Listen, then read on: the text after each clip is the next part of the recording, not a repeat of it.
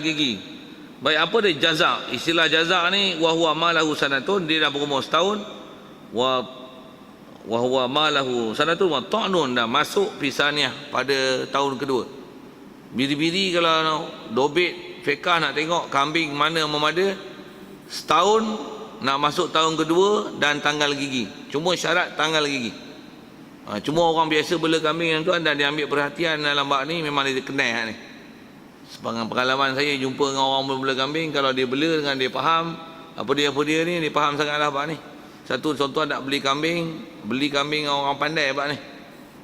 Dia tak pandai, dia punya kambing beranak berapa hari lah dia pun tak tahu. Satu leceh, berapa umur ni? Mana boleh? Satu bela kambing kena mengaji pula bab bela. Pertama dalam bab zakat. Nak pasal nak kira haul dan nisab. Bila haul dah ada, tengok cukup nisab tak? Cukup nisab kena bayar zakat. Itu masalah nisab. Kalau tak bayar zakat pun, dia buat apa? Dia buat umur. Dan umur tu adalah bab korban. Cukup tak cukup umur. Nah, umur tu kira dengan tahun Hijri, bukan tahun Masihi. Kalau kira dengan tahun Masihi lagi bagus. Pasal dia matang lagi lah. Pasal hari dia lebih 11 hari setahun. Macam mana pun nak sebut macam mana, cukup tak cukup. Jadi tarikh tu mesti tahu. Beranak je kambing ni. Catat dalam buku dairy apa, kambing yang ketiga anak sulung. Kita bela, kita kenal lah kambing mana. Tak boleh tanda dah apa. Saya nak sebut apa? Catat tarikh tu. Kalau kita jual, kita lah kena pandai, kena tahu. Bila kita beli, tu tengok penjual tu, dia pandai tak pandai bab tu, dia reti tak reti bab tu. Macam mana dia tahu cukup tak cukup? Dia bukan boleh agak-agak. Tak. Satu, kalau kata dengan biri-biri, dia cukup dengan setahun ke atas, tapi syarat gigi atas dah tanggal. Siap. Itu biri-biri. Wal maizu wasaniyu minal maizi wa huwa malahu sanatani wa ta'nun fi salisati.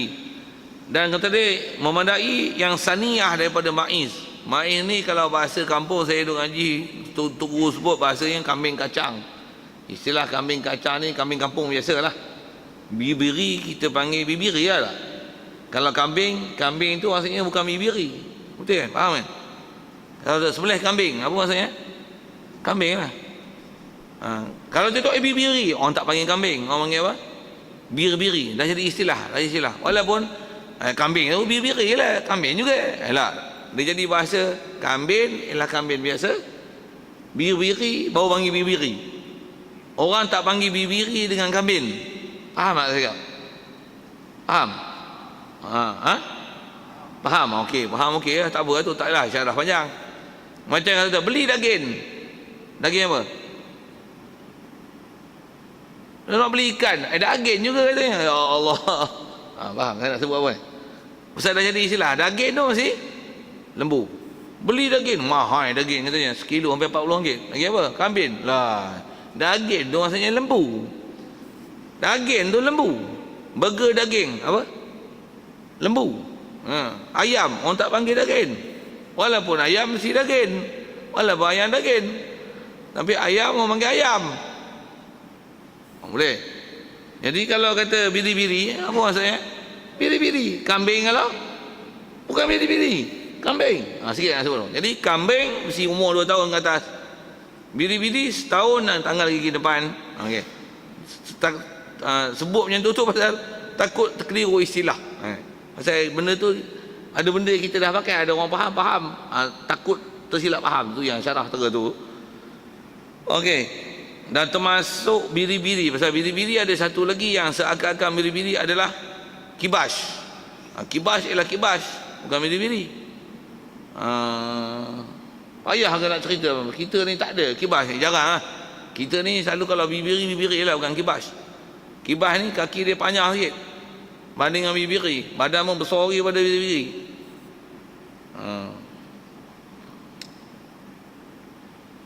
Baik. Maiz wasaniyu minal ibil. Dan kata dia kalau unta yang umur 2 tahun malahu tak kena. Dan saniyah daripada ibil. Apa saniyah ibil? Dia la malahu khamsu sinin wa ta'nun wa ta'ana fi sa'disati. Dia lah yang umur 5 tahun nak masuk ke 6. Kita tak bicaralah unta, pasal unta kita tak boleh unta. Kalau ada pun tengoklah unta pengimport tu siapa, pandai tak pandai bab tu. Wa saniyu minal baqar, dan juga saniyu minal baqar apa dia malahu sanatani. Kalau lembu pun mesti syaratnya yang ada 2 tahun dan masuk tahun ketiga. Jadi orang bela binatang ni mesti pandai buat. Itu yang kata pandai tu, tanya tarikh lahir. Kata dia ni tuan, kalau katalah orang bela binatang tu, ni berapa tahun ni? Ni dekat-dekat 2 tahun dah. Tanya ni tarikh lahir bila? Kalau dia kata gini, ni bukan orang nak ada surat beranak. Kita bukan masalah segi surat beranak. Kita nak tahu tarikh dia beranak bila. Pastinya bila dia beranak? Tahun lepas, 2 tahun sudah. 2 tahun tu bulan berapa? Pasal dia tak boleh kira tu dengan hanya semata-mata itulah, kalau dia pandai betul dia boleh tengok golib kan? Tengok tanduk. Yang pandai-pandai lah.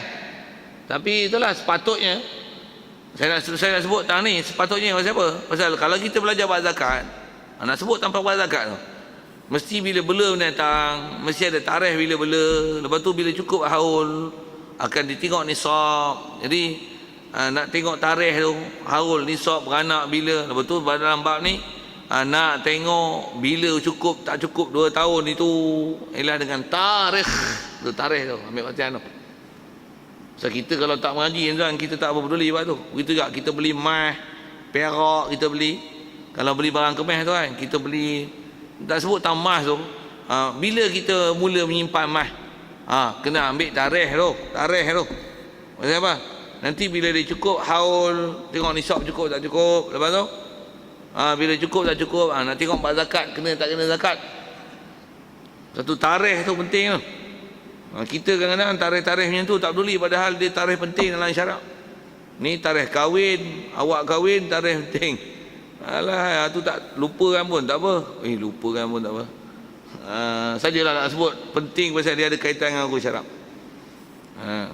Tarikh kahwin awak, pasal nak buat kek hari jadi anniversary berapa yang tu.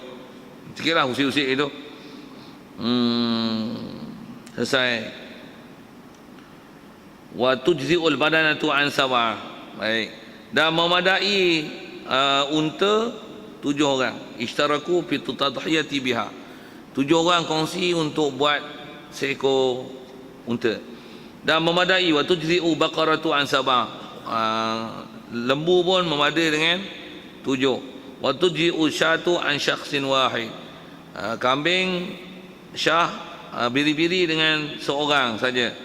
Dan kata dia wa huwa afdalu min musyarakatihi fi ba'irin.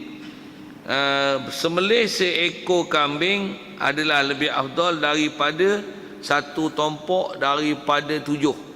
Itu. Pasal masyhur sebut ulama, dia mana yang lebih banyak tumpah darah, hak tu lebih afdal. Jadi antara nyawa kambing seekor dengan lembu seekor, satu nyawa, 7 orang kongsi, tentulah hak kambing seekor tu lebih afdal. Okey, cuma harga pun lebih mahal. Memang lebih mahal, lebih besar lah fadilat. Nak dapat fadilat lebih, harga lebih lah. Okey, siap. Wa afdalu anwa'il udhiyati ibilun summa baqarun summa qadamun. Dan kalau disebah nauk yang afdal, paling afdal unta, lepas tu lembu, kambing. Macam mana pun kalau kira tompok satu-satu, maka kambing satu adalah lebih daripada setompok lembu dan setompok unta. Macam mana pun lagi bagus satu orang seekor unta, lagi bagus. Pasal 7 tu dia seekor untuk dia, tu lagi afdal. Baik. Wa arba'un fi ba'dhin nusakhi wa arba'atun la tujzi'u fi dhuhaya. Kata dia ada 4 jenis ni, jaga sikit, tak memadai untuk buat korban. Yang ni nak perhati ni, terutama orang yang menguruskan bab korban. Mana dia yang tak memadai buat korban? Ahaduha al-awra'u al-bayyinu al-zahiru awruha wa in baqiyatil hadaqatu fil asahi. Pertama kata dia adalah yang al-awra al-aura'u, yang buta, al-bayyinu auruha, yang jelas oleh butanya. Jelas butanya. Memang lembu ni buta sebelah. Mengapa? Binatang na'am ni selalunya bila buta sebelah, dia akan menyebabkan dia punya kebolehan dan keupayaan makan tu tertinggal pada hak lain. Satu antara sebab tak sah tu. Wa in baqiyatil hadaqatu fil asahwi, sekalipun kata dia masih kekal biji mata dia ada tapi buta, tak sah. Siap, tak cerita panjang.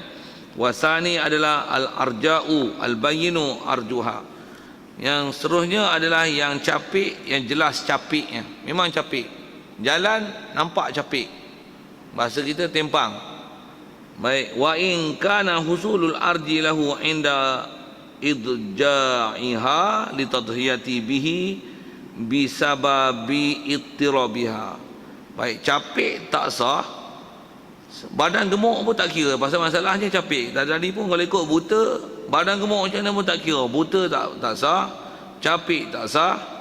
Sekalipun kata dia kana husulul arji, hasil capik itu kepada binatang nak buat korban ni, inda idja'iha, ketika baring dengan binatang korban untuk disembelih, bisa babi ittirabiha, dengan sebab dia menggelepar. Itu menggelepar tu yang kadang-kadang dia jatuh pasal apa? Pasal waktu kita nak rebah dia tu, ikat tali, tarik, pak, patah kaki. Tak boleh orang suruh tarik belah ni, dia tarik belah tu, terkangkang kawan saya mampat. Macam mana? Dengan sebab tu patah kaki. Patah kaki pun bukan patah tulang ni, tapi sendi je. Capek, bangun, out, habis. Istilahnya expired. Expired tu rasa model lah sikit. Expired, tak boleh buat korban. Jadi siapa yang buat tu? Hang kena bayar ganti rugi, pergi cari kami lain, unta lain, kami lembu lain. Satu saya ngaji tu, Tok Guru dia disebut macam ni. Satu binatang korban ni, rebahkan dia elok. Pasal dia bukan binatang sembelih biasa, dia buat ibadat. Satu yang ni pun kadang-kadang orang tukang sembelih, orang tukang rebah, kena mengaji ke apa ni, kadang bodoh apa tu, dia tahu sembelih. Tambah pula gedebeh sikit. Pasal tukang sembelih pun macam-macam passion kan.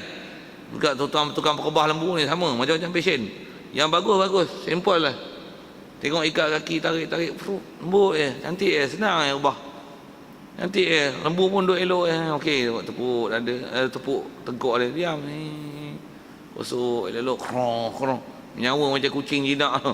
Krong, relax. Kalau yang jenis tak reti ni, alah kita tengok pun risau. Macam apa? Ikut.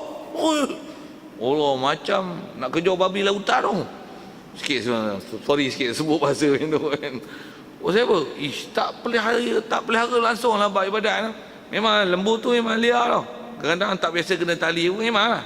Tapi itu kata orang yang nak tukang sembelih ni, dia mesti nak kata macam mana, dia mesti friendly lah dengan binatang. Masa itu tak ada istilah sepak, ambil tali ikat, tarik, jatuh. Binatang buat ibadat lah. Sikit kan bahasa, buat ibadat lah. Bahasa gitu kan. Bukan nak marah, tapi kita diajar supaya dengan manusia, dengan binatang pun dia ada istilah kasih sayang dengan binatang. Okey. Jadi asal sebut bak capik tu, selalunya bak capik ni lah jaga ni. Bak capik bisababi itirabiha. Wasalisu, kata dia al-maridatu al-bayyinu maraduha, adalah yang sakit, yang jelas sakitnya. Wala yadurru yasiru hadhil umur. Dan sakit tu sakit apa? Sakit ni selalu dobitnya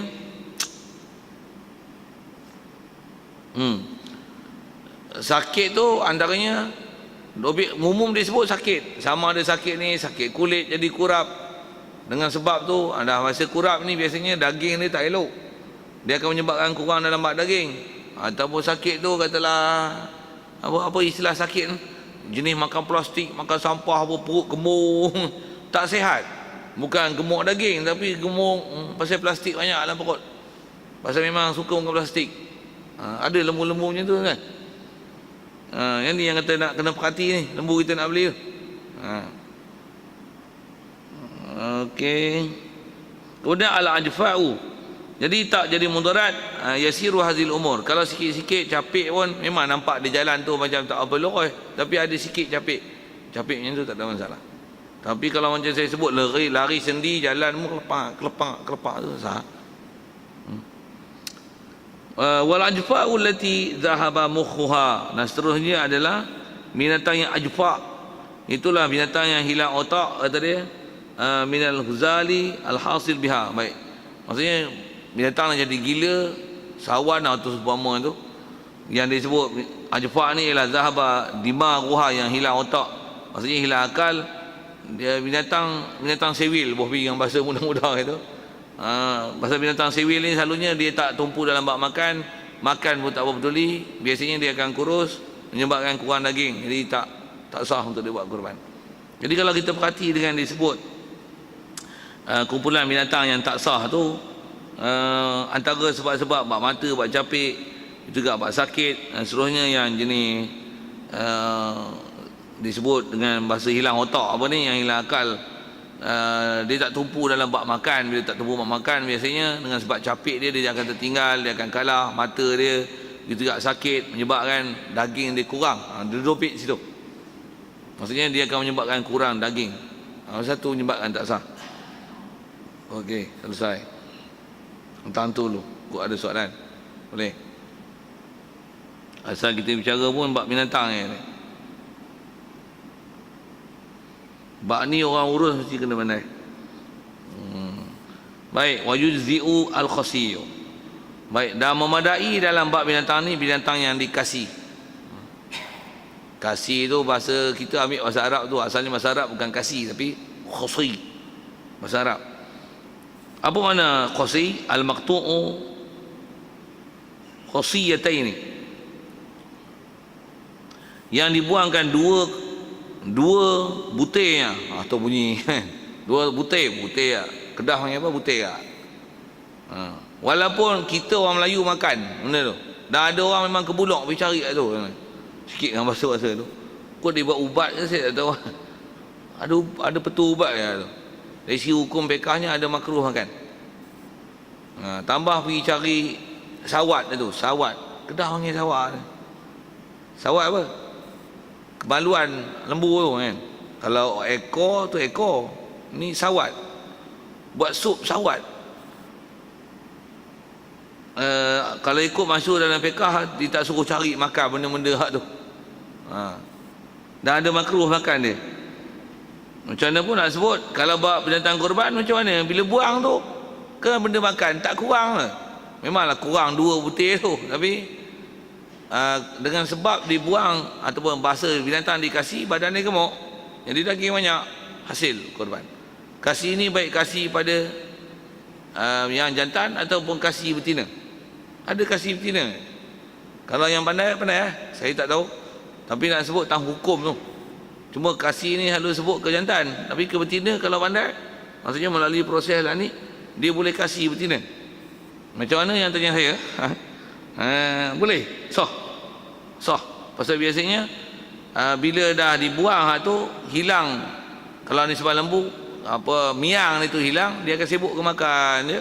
Jadi badan dia tak akan proses itu untuk proses pemandian, untuk pembenihan. Jadi badan dia besar. Okey, siap. Satu sah. Ilam yu'asir fil lahmi. Tu pun kata dia antar kena habis. Khasiyatan ni. Wal maksurul qarnu. Dan memada yang pecah tanduk. Tanduk pecah, tanduk patah tak apa. Tanduk pecah dan patah ni in lam tu'asir fil lahmi, jika tak beri bekas pada daging. Tak beri bekas pada daging, maksudnya tanduk dia patah pecah tu, tanduk dia memang patah tanduk betul. Tapi kalau tanduk dia tu patah sampai dekat akar tanduk, biasanya dia akan sakit. Tu menyebabkan dia kurang makan. Kalau patah tanduk tu menyebabkan dia kurang makan, nampak kurus pasal tanduk patah dengan sebab berlawan atau macam-macam sebut faktor lain, maka tak memada dalam bab korban. Jadi yang tak memada tu bukan masalah patah tanduk, masalah dengan sebab patah tanduk dia kurang makan, dan kurang makan menyebabkan kurang daging. Itu yang menyebabkan tak sah. Tapi kalau tanduk semata-mata patah ataupun gunting lah, gaji potong ambil, tak ada masalah. Tak ada masalah tanduk. Ataupun jenis lembu tak ada tanduk. Memang spesies tak ada tanduk, tak ada masalah, lembu tak ada tanduk. Begitu juga wajudi wa aidan, kata dia, faqidul qurun wa hiya al musammatu bijalja'i, adalah lembu yang tak ada tanduk langsung. Wahia musamma tu yang lembu yang dinamakan bijalja dengan nama jalja. Itu nama-nama kaedah Arab. Lembu apa? Lembu gondol. Bopi yang bahasa itu kan. Bahasa kita lembu gondol, Arab jalja. Itu. Siap. Ataupun lembu yang memang bila dia dilahirkan, waktu dia kecil, daripada kecil lagi, jenis tanduk lembek. Ada kan lembu yang tanduk lembek. Lembek tanduk dia macam telinga, lebar gitu. Tak ada masalah tu. Tak ada masalah dari sudut untuk sahkan dalam buat kurban. Selesai. Wala tujzi'u al-maqtu'atu kullal uzun. Okey. Yang ni pun kena perhati ni. Tak memadai yang dipotong semua telinga. Telinga tak ada langsung, tak sah. Walaupun telinga ni kita tak makan. Tuan-tuan nak makan telinga lembu? Telinga lembu dah makan? Ada orang pergi cari telinga tak? Tak ada. Walaupun begitu, kaedah fiqh yang kaedah ikut kaedah orang Arab, telinga adalah benda yang dilihat untuk tengok istilah cacat tak cacat yang datang. Jadi telinga, kalau telinga tak ada cacat, walaupun badan gemuk macam mana sekalipun. Wala ba'duhu, dan juga kata dia tak memadai yang maqtu'atu ba'duhu, yang terpotong sebahagian daripada uzun. Wala al-makhluqatu bila uzunin, begitu juga yang dijadikan, maksudnya yang lahir-lahir dia beranak-beranaknya lembu, kambing, unta ni bila uzun dengan tak ada telinga. Lahir tak ada telinga, tak ada, tak memadai untuk buat kurban. Tak boleh. Kurban mesti kurban aqiqah, termasuk adalah aqiqah, syarat dia sama, mestilah yang sempurna kejadian. Khususnya yang kita sebut ni tangan telinga. Ini mesti ada telinga. Jadi telinga potong semua tak boleh, beranak tak ada telinga pun tak boleh, ataupun telinga ada tapi istilahnya sebahagiannya carik, yang istilah carik terpotong. Faham carik potong tak? Macam potong kerat, sama ada potong kerat ataupun potong tu potong punch. Faham? Nak jaga sikit, saya ngaji pasal Tok Guru sebut macam ni. Kalau telinga tu nak bubur nombor tu kan, dia ada alat tebuk, macam tebuk tiket dulu naik bas lama kan. Ada isi telinga tu yang ditebuk, yang tu tak memadai. Kalau atas saya duk ngaji tutup guru, semua suruh jaga tu. Kalau beli hak maju ternak apa, telinganya tu tak mau. Tapi kalau telinga tu dia macam istilah tindik, cocok lubang masuk, apa, cocok tindik lah. Istilah tindik ni dia bukan carik kan telinga, bukan ada juzuk telinga yang dibuang, tak ada. Istilahnya tebuk, masuk dawai, boh nombor. Yang tu tak apa. Tapi tak tahu dia orang tak buat macam tu. Dia orang mesti tebuk punch. Kalau punch tak boleh, cacat. Kalau katalah sangkut-sangkut nombor tu, asalnya tindik yang telinga, macam tindik telinga tu, macam orang perempuan tindik telinga tu. Lepas tu tersangkut mana, rebel telinga tu. Dia rebel, koyak, tapi tak ada yang terpotong, sah. Nak faham situ? Itu fiqh. Nak ambil. Kalau orang kata yang ni tak kurangkan daging, pasal tebuk terus tu daging tak kurang. Dobitnya bukan masalah daging, dobitnya ialah telinga tu sendiri. Walaupun kalau bandingkan tu kasih tu boleh pula. Kasih pasal memang boleh. Untuk kata kasih ni, kita ada ke orang makan butir tu, telinga tak ada orang makan lah, orang buang je. Bukan masalah makan tak makan, masalah dobit fiqh. Ulama dah bicara lama dah memang datang daripada syarak yang kita duk belajar. Dan saya ngaji ilmu memang Tok Guru sebut tu, kitab pun buka lah, kitab mana-mana semua disebut. Telinga ialah benda yang kena perhati besar. Pasal dia lah antara ciri yang menyebabkan atas nama sempurna atau tak sempurna kejadian binatang yang nak dibuat korban itu. Satu, kalau gemuk macam mana pun tak ada telinga, cacat, tak sah. Betul. Pada gemuk macam mana pun capik, nyata capik, gemuk macam mana pun capik, tak boleh. Tak boleh. Satu syarat.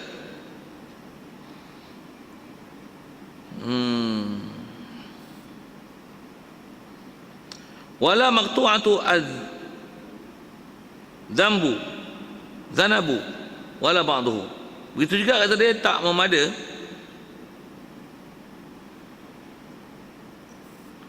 ya. Dan tidak memada Al-maqtu'atu zanabu, yang terpotong oleh zanab. Zanab di sini ekor lah terjemahannya, wala ba'dhu, itu juga sebagian pada ekor. Potong ekor tak mau. Kot orang ambil sup ekor kot, potong tu. Sikit lah buat lawak bodoh itu. Kalau takat bulu dia tak ada, bawah tu dia punya rambut tu tak ada masalah. Tapi kalau ekor tu potong, termasuk dalam aib. Ekor tu potong aib. Kalau butir tu potong tak aib. Okey, siap.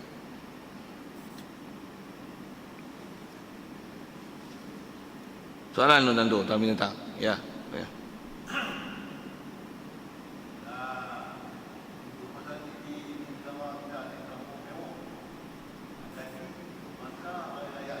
Ya.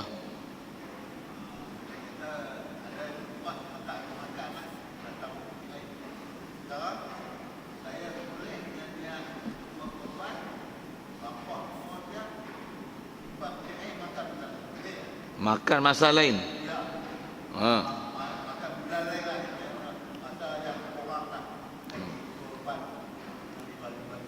Ya. Masuk daging korban ni, kalau asal hukum Islam dulu, dia tak boleh simpan lebih pada 3 hari. Tapi hukum tu mansukh, batal, tak ada hukum tu. Daging korban ni awal-awal Islam dulu, dia tak boleh simpan lebih 3 hari, hang kena habis. Tu awal Islam dulu. Tapi hukum tu mansukh. Mansukh maksudnya tak batal lah, tak pakai hukum tu. Jadi kalau ikut dari sisi hukum, daging korban, sebelah tentang korban, hati sebelah ya. Dan ke depan nanti akan ada, antara nak sah yang korban, dia mesti ada satu juzuk. Kalau yang bukan nazar lah, nazar semua kena sedekah. Kalau yang bukan nazar, mesti ada sebahagian daripada binatang korban tu yang disedekahkan pada fakir miskin untuk milik. Dan yang berlaku proses tu sah korban, cuma daging tu kenapa habis? Soalan situ lah. Kenapa habis lah? Tak syarat habis hari tu, bulan tu, hari tasyrik tu. Bahkan sah untuk anak simpan peti air, anak simpan stor, anak buat daging kering, anak buat serondin, rendang sampai setahun nak boleh makan, hamnya pasal. Dari segi boleh. Tak syarat mesti makan hari tu, bulan tu, hari tu, minggu tu, atau hari tasyrik tu, raya tu. Tak syarat.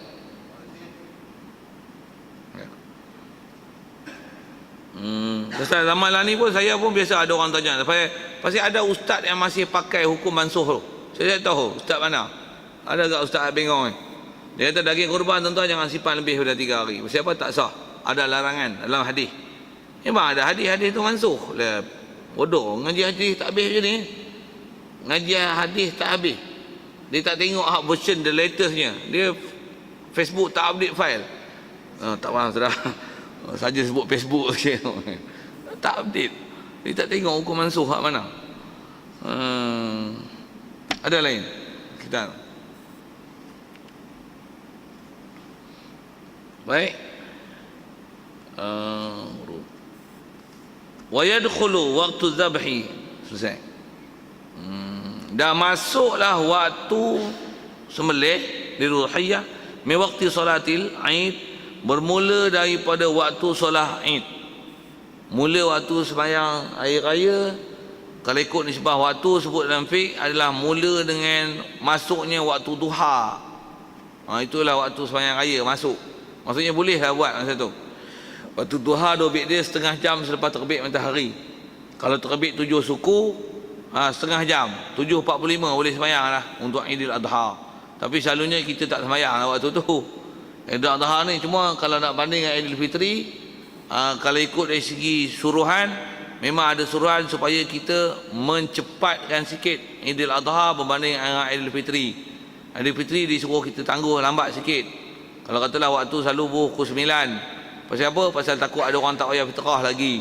Tapi Aidil Adha disuruh kita cepatkan pasal tak ada fitrah-fitrah, supaya nak bersibuk dengan binatang korban, supaya dah nanti sibuk zuhur dah berjemaah. Satu disuruh cepatkan. Macam mana pun mula masuk dia daripada waktu boleh sembahyang hari raya. Jadi maksudnya setengah jam selepas terbit matahari sah dah untuk boleh buat korban. Dan waktu tu memang dah masuk. Eid Nahri wa ibaratu Raudhah, dan kitab Raudhah tadi wa asliha yadkhulu waqtu tadhiyati idza tala'ati syams yauma nahri wa madha qadru rak'ataini wa khutbataini khafifatain. Kalau ikut dalam kitab Raudhah, dia kata masuklah waktu boleh sembelih kurban ni atau waktu yang masyru', yang disuruh, yang warid datang kepada Rasulullah apabila matahari terbit pada hari raya dan